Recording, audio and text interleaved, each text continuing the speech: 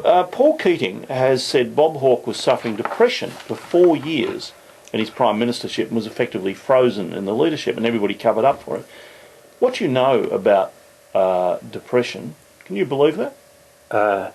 It could, but I didn't know anything of Bob Hawke intimately enough then to make a judgment. My interest in depression only started from '97, so I couldn't sit in judgment of people.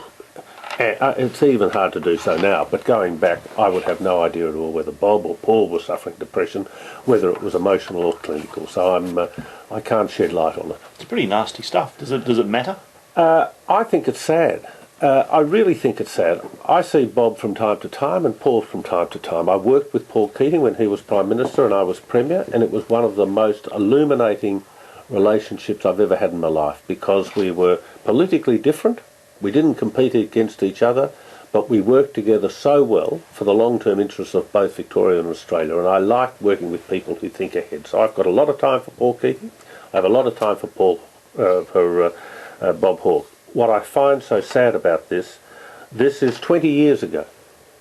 It doesn't relate to today. Worse still, it doesn't relate to the future.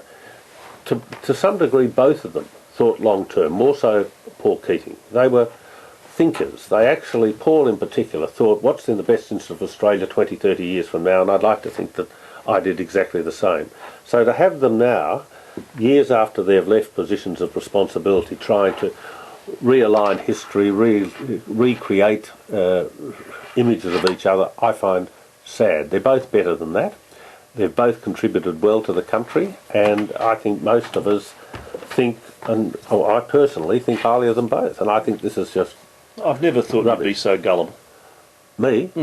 Paul Keating's the man who described Australia as the arse end of the world. The only good thing was flying out of it. He's the man who bounced on a trampoline to cure cancer. Yeah, but he was a character. And I know you don't like characters in politics. You want them all to be grey and gormless and everything else. But Bob Hawke was a character. And while Prime Minister, he disciplined himself in terms of a lot of his personal behaviours in order to deliver the job. No, maybe not all, but in the main. Paul Keating, I think, had a wonderful brain, worked very constructively with a political opponent in order to achieve a positive outcome for Victoria. And I've said many times before, without his support in '93, I doubt that Victoria would be as strong today as it is, because he gave us the approval to borrow money to start the reform program for this state. So I hold them both in high regard. Okay, so they're sort of demeaning each other in a sense. I think it's just sad. I mean, I think I heard you say as I was coming in, two old bulls in the paddock. And that's a bit what it is. I'm surprised the media pay so much attention to it, which means that the media who are covering it are of their age, of their vintage. I find even now, many people in Victoria have no idea who I am, right? And that's only 10 years after I left office. Paul and Bob left office 10, 20 years ago.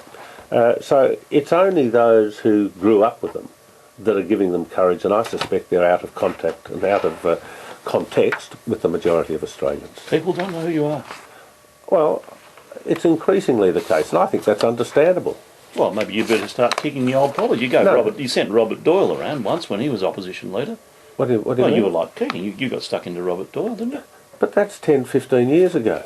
I mean, I work very well with Robert now, but I'm just saying the passage of time, Neil, those who were pursuing political careers are not recognised by a newer generation. I saw a young caller the other day about Bob Hawke, and she thought he's a TV star. Yeah. I prefer Rove. Yep, well, exactly. And I think we've got to be aware of that. So why these journalists are giving this story this way, I have no idea. No, I'm just saying the journalists who are writing it are the journalists who were around when Keating and Hawke were there.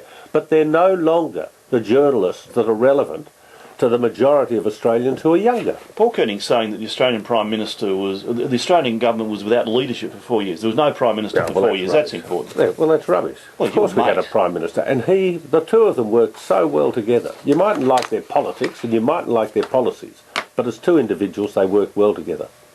Good morning. Good morning.